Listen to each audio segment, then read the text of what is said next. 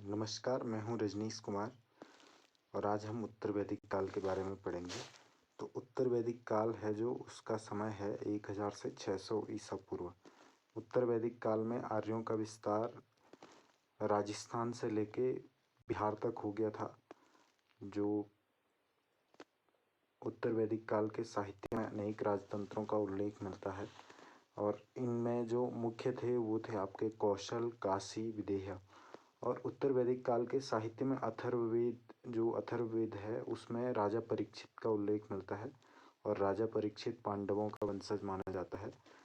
उत्तर वैदिक काल में 5 महायज्ञ प्रचलित थे जिसमें ब्रह्म यज्ञ, देव यज्ञ, पितृ यज्ञ, भूत यज्ञ और अतिथि यज्ञ था। तो ये काफ़ी इम्पोर्टेंट हैं 5 महायज्ञ। पहला है आपका ब्रह्म यज्ञ, दूसरा है देव यज्ञ, तीसरा है पितृ यज्ञ, चौथा है भूत यज्ञ और पांचवा है अतिथि यज्ञ। इसके अलावा कुछ अन्य मुख्य यज्ञ और भी थे जैसे राजसूय यज्ञ, अश्वमेध यज्ञ, वाजपेय यज्ञ, अग्निष्टोम यज्ञ, पुरुषमेघ यज्ञ, वातत्सोम यज्ञ। और जब कुरु, यहाँ पे गुरु लिखा गया है, गलती हो रखी है।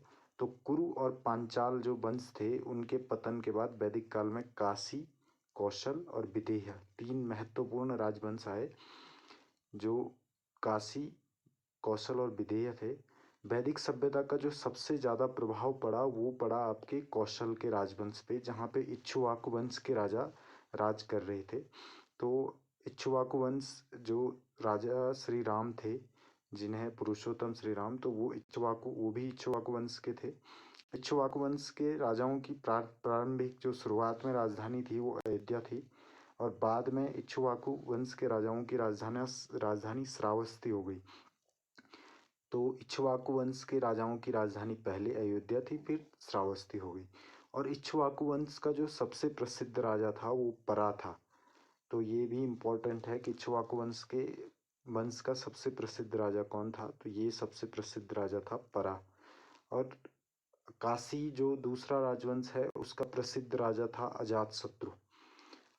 और जो 23वें जैन तीर्थकर थे पार्श्वनाथ, तो वो भी उत्तर वैदिक काल के समय के हैं। तो ये जो हमारे महावीर स्वामी हैं उनसे लगभग 250 वर्ष पहले हुए थे। और जो आपके पार्श्वनाथ थे तीर्थकर, 23वें तीर्थकर जैन धर्म के, तो वो राजा अश्वसेन के पुत्र थे और राजा अश्वसेन काशी के राजा थे। अगला हमारा राजवंश था जो विदेह था। तो विदेह राजवंश की राजधानी मिथिला थी जो आधुनिक तिरहुत में है। और इसका जो शासक था वो बड़ा ज्ञाता था, उपनिषदों का एक विद्वान था, एक दार्शनिक था और इस राजा का नाम जनक था। और याज्ञवल्क इसी राजा के दरबार में रहते थे। तो याज्ञवल्क ने याज्ञवल्क स्मृति की रचना की थी। तो याज्ञवल्क का काफ़ी महत्वपूर्ण स्थान है वैदिक कालीन साहित्य में।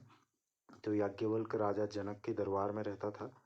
उत्तर भारत के जो प्रमुख कबीले थे उत्तर वैदिक काल में वो थे कुरु, उत्तरमाद्र, गांधारी, कैसिन, कैकई और काम्बोज। तो ये बहुत इम्पोर्टेंट है। उत्तर भारत के मुख्य कबीले उत्तर कुरु, उत्तरमाद्र, गांधारी, कैसिन, कैकई और कंबोज।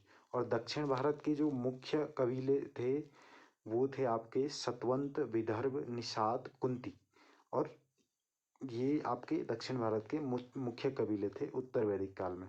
ऐत्रेय ब्राह्मण में कुछ ऐसे कबीलों का वर्णन मिलता है जो अनार्य कबीले थे, मतलब जहाँ अनार्य लोगों का वर्चस्व था। तो ये आपके कबीले थे आनद, पुंड, शबर और पुलिंद, मुत्वी। तो ये 5 कबीले थे अनार्यों के, आनद, पुंड, शबर, पुलिंद और मुत्वी।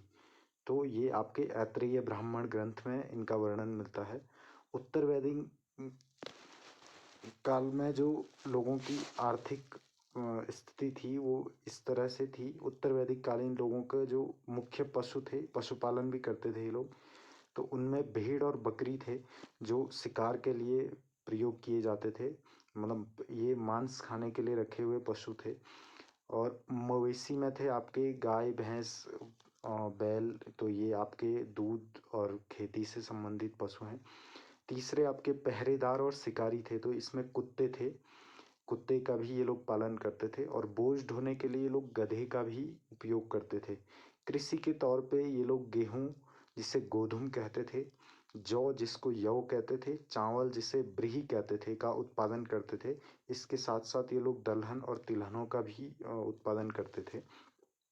उद्योग के तौर पे उत्तर वैदिक काल में बढ़ईगिरी, धातु कर्म, चमड़े का कार्य, बुनाई, मृदुभांडों का निर्माण और अन्य मौलिक शिल्प के कार्य थे।